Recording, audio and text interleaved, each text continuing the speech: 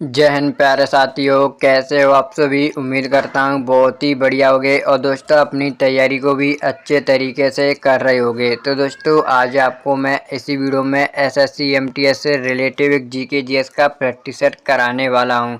तो दोस्तों आपको इस वीडियो को पूरा एंड तक जरूर देखना है और दोस्तों हमें कमेंट करके बताना है कि आपने इसमें कितने प्रश्न है वो राइट किए हैं। तो चलिए दोस्तों बिना किसी देरी के वीडियो को शुरू करते हैं। आपका पहला प्रश्न है, स्वराज मेरा जन्मसिद्ध अधिकार है किसने कहा था। यानी दोस्तों आपको बताना है कि स्वराज मेरा जन्मसिद्ध अधिकार है ये किसने कहा था। तो दोस्तों आपका राइट आंसर हो जाएगा ऑप्शन ए बाल गंगाधर तिलक ने। और दोस्तों आपको पता होगा जो बाल गंगाधर तिलक है इन्हें लोकनायक के नाम से भी जाना जाता है। क्या दोस्तों लोकनायक की उपाधि भी दी गई है। और दोस्तों इनकी एक प्रसिद्ध पुस्तक है, आपको पता होगा गीता रहस्य, जो दोस्तों बहुत ही ज़्यादा एग्जाम के नज़रिए से इम्पोर्टेंट है। ये आपको याद रखना है कि जो गीता रहस्य पुस्तक है वो आपके दोस्तों बाल गंगाधर तिलक की है। और दोस्तों आपको पता होगा भगत सिंह का एक प्रसिद्ध नारा है, आपको ये भी पता होगा इंकलाब जिंदाबाद, ये आपको याद रखना है। तो चलिए चलते हैं दोस्तों नेक्स्ट क्वेश्चन की ओर।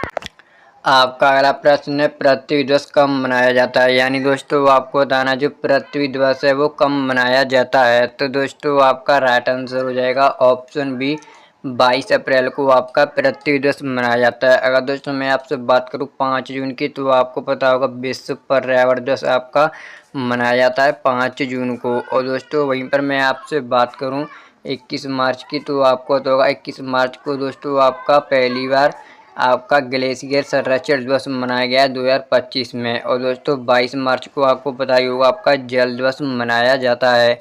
और दोस्तों आज की मैं बात करूं 14 सितंबर की, तो दोस्तों आपको पता होगा आज आपका राष्ट्रीय हिंदी दिवस मनाया गया है। और दोस्तों आपको कमेंट करके बताना है कि विश्व हिंदी दिवस कब मनाया जाता है। तो चलिए चलते हैं दोस्तों नेक्स्ट क्वेश्चन की ओर।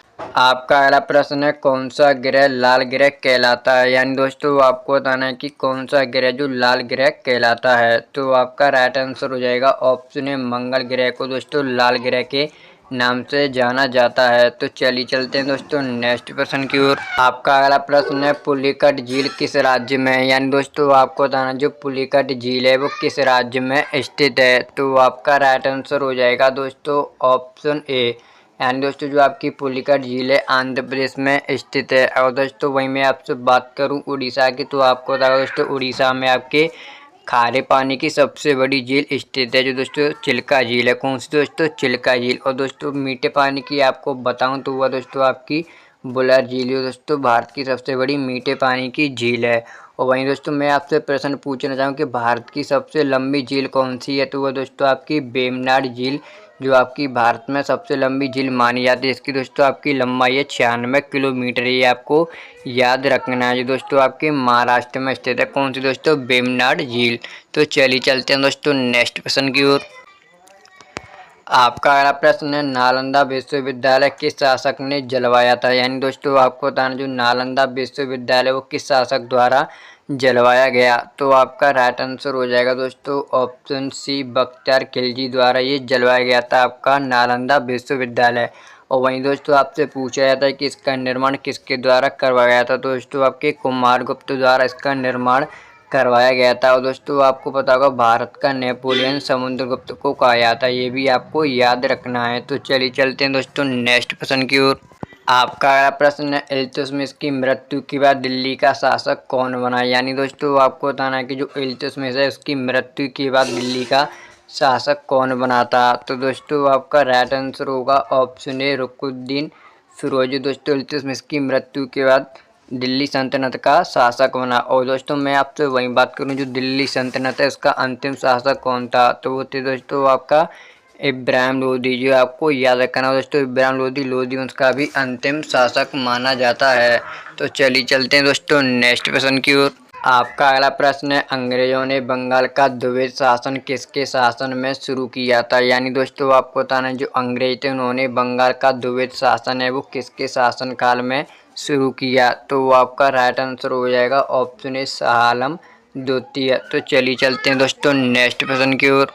आपका अगला प्रश्न है, भारतीय राष्ट्रीय कांग्रेस की पहली महिला अध्यक्ष कौन थी। यानी दोस्तों आपको बताना भारतीय राष्ट्रीय कांग्रेस की पहली महिला अध्यक्ष। तो दोस्तों आपका राइट आंसर हो जाएगा ऑप्शन ए एनी बेसेंट।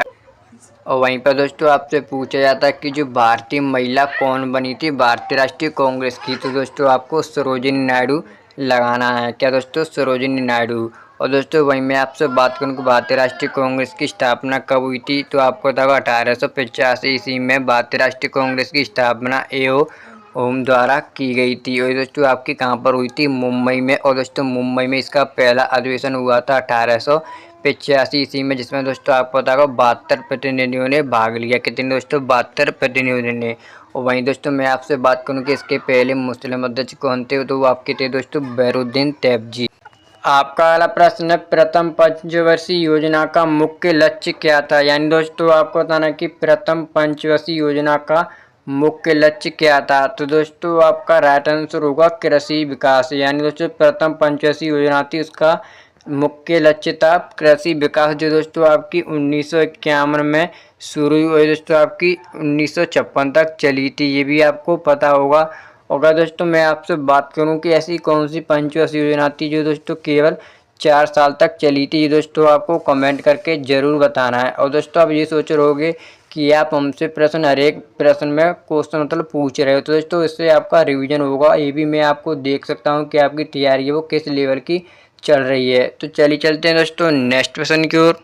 आपका अगला प्रश्न है, भारतीय राष्ट्रीय कांग्रेस के प्रथम अधिवेशन की अध्यक्षता किसने की थी? यानी दोस्तों आपको बताना जो भारतीय राष्ट्रीय कांग्रेस के प्रथम अधिवेशन हुआ था आपका, वहाँ की अध्यक्षता किसने की? दोस्तों आपका राइट आंसर हो जाएगा ऑप्शन सी WC बनर्जी। यानी दोस्तों जो व्योम चंद्र बनर्जी थे, इनके द्वारा कांग्रेस का जो प्रथम अधिवेशन हुआ था उसकी अध्यक्षता की गई थी। दोस्तों आपको बताओगा आपका प्रथम अधिवेशन 1885 ईस्वी में मुंबई में हुआ था। अगर दोस्तों मैं आपसे बात करूँ इस कांग्रेस की स्थापना, तो आपको पता होगा इसकी स्थापना 1885 ईस्वी में दोस्तों ए.ओम द्वारा की गई थी, जो स्कॉटलैंड के निवासी थे। कहाँ के दोस्तों? स्कॉटलैंड के। और दोस्तों आपका पहला अधिवेशन हुआ था, आपको पता होगा इसमें 72 प्रतिनिधियों ने भाग लिया था। अगर दोस्तों मैं आपसे बात करूं भारतीय राष्ट्रीय कांग्रेस के प्रथम मुस्लिम अध्यक्ष कौन थे, तो दोस्तों आपको पता होगा जो बैरुद्दीन तैयबजी थे वो प्रथम मुस्लिम अध्यक्ष थे भारतीय राष्ट्रीय कांग्रेस के। अगर दोस्तों मैं आपसे बात करूं कि प्रथम अंग्रेज अध्यक्ष की, तो आपके थे दोस्तों जॉर्ज यूले। कौन दोस्तों? George Yule. और अगर वहीं से आपसे प्रश्न पूछे जाए कि प्रथम भारतीय राष्ट्रीय कांग्रेस की भारतीय महिला अध्यक्ष कौन थी, तो वो आपकी थी दोस्तों सरोजिनी नायडू। कौन दोस्तों? सरोजिनी नायडू। अगर दोस्तों आपसे भारतीय नहीं पूछे जाए, केवल महिला पूछी जाए, तो आपको एनी बेसेंट लगाना है। क्या दोस्तों? Annie Besant. और दोस्तों आपको पता होगा एक दोस्तों प्रश्न है आपका, बहुत ही ज़्यादा परीक्षा में पूछा जाता है कि महात्मा गांधी ने कांग्रेस के किस अधिवेशन में भाग लिया था, तो आपको पता होगा दोस्तों 1924 का जो आपका बेलगांव अधिवेशन हुआ था, वहाँ पर महात्मा गांधी जी ने भाग लिया। और दोस्तों इसकी अध्यक्षता भी महात्मा गांधी ने की थी, ये भी आपको पता होगा। तो चलिए चलते हैं दोस्तों नेक्स्ट प्रश्न की ओर। आपका अगला प्रश्न है, चिपको आंदोलन किससे संबंधित था? यानी दोस्तों आपको बताना जो चिपको आंदोलन है वो किससे संबंधित था, तो दोस्तों आपका राइट आंसर होगा ऑप्शन बी वनों की रक्षा। तो चलिए चलते हैं दोस्तों नेक्स्ट प्रश्न की ओर। आपका अगला प्रश्न है, भारत का पहला उपग्रह आर्यभट्ट कब प्रक्षेपित किया गया था? यानी दोस्तों आपको बताना जो भारत का पहला उपग्रह आर्यभट्ट उसे कब प्रक्षेपित किया गया, तो आपका राइट आंसर होगा दोस्तों 1975 ईस्वी में। कब दोस्तों? 1975 ईस्वी में किया गया था। तो चलिए चलते हैं दोस्तों नेक्स्ट प्रश्न की ओर।